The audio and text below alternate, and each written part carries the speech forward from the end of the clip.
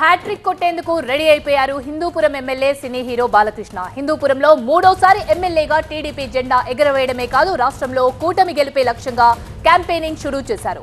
ఎన్నికల ప్రచారం అంటే ఇలాంటి ప్రచారం కాదు. స్వర్ణాంధ్ర సాకార యాత్ర పేరుతో రాష్ట్ర వ్యాప్తంగా బస్సు యాత్రకు శ్రీకారం చుట్టారైన. కదిరి లక్ష్మీ నరసింహస్వామి ఆలయంలో పూజల తర్వాత బస్సు యాత్రను స్టార్ట్ చేశారు. బస్సు యాత్రతో కదిరి వచ్చిన ఆయనకు టీడీపీ శ్రేణులు, అభిమానులు పెద్ద ఎత్తున స్వాగతం పలికారు. ఆయనతో పాటు ప్రచారంలో పాల్గొన్నారు. ఈ ప్రచారంలో బాలకృష్ణ బస్సు స్పెషల్ అట్రాక్షన్ గా నిలిచింది. బాలయ్య అన్స్టాపబుల్ అంటూ బస్సుపై క్యాప్షన్ కూడా ఇచ్చారు. అలాగే టీడీపీ, బీజేపీ, జనసేన కూటమి లోగోను ముద్రించారు. మొత్తం బస్సును టీడీపీ కలర్ పసుపు రంగులో ముంచేశారు. అలాగే బస్సు మీద నరేంద్ర మోదీ, చంద్రబాబు, పవన్ కళ్యాణ్ ఫోటోలను అతికించారు. ఇదే అంశానికి సంబంధించి మరింత సమాచారాన్ని మా ప్రతినిధి నరేష్ అందిస్తారు. నరేష్,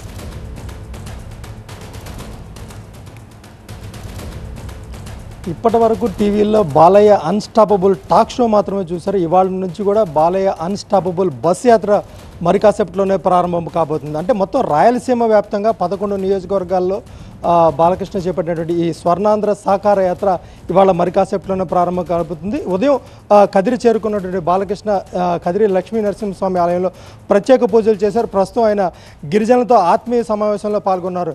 ఆత్మీయ సమావేశం అయిపోయిన తర్వాత కదిరి సెంటర్లో బస్సు యాత్ర ద్వారా ఏదైతే రోడ్ షో ఉందో అయిపోయిన తర్వాత బహిరంగ సభలో పాల్గొంటారు. అనంతరం పుట్టపర్తిలోని కొత్త చెరువు దగ్గర కూడా బహిరంగ సభలో పాల్గొంటారు.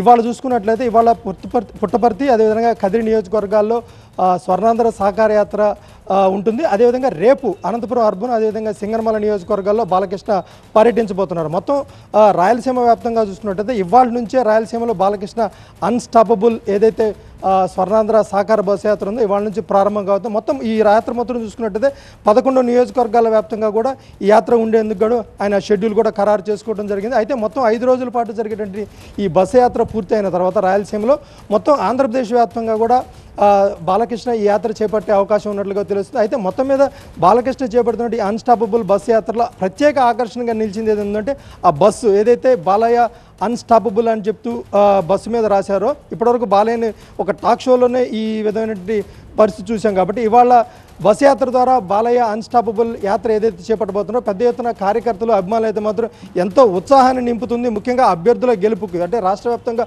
కూటమి అభ్యర్థుల గెలుపుకు బాలయ్య ప్రచారం ఎంతగానో తోడ్పడుతున్నట్టు కూడా అటు టీడీపీ కూడా భావిస్తున్న నేపథ్యంలో ఇవాళ నుంచి బాలకృష్ణ చేపట్టినటువంటి ఈ స్వర్ణాంధ్ర సాకార బస్సు యాత్ర మరి కాసేపట్లో కదిరిలో ప్రారంభం కాబోతుంది. ముఖ్యంగా బాలయ్య అన్స్టాపబుల్ బస్సు మాత్రం చాలా ప్రత్యేక ఆకర్షణగా అయితే మాత్రం నిలబోతుంది.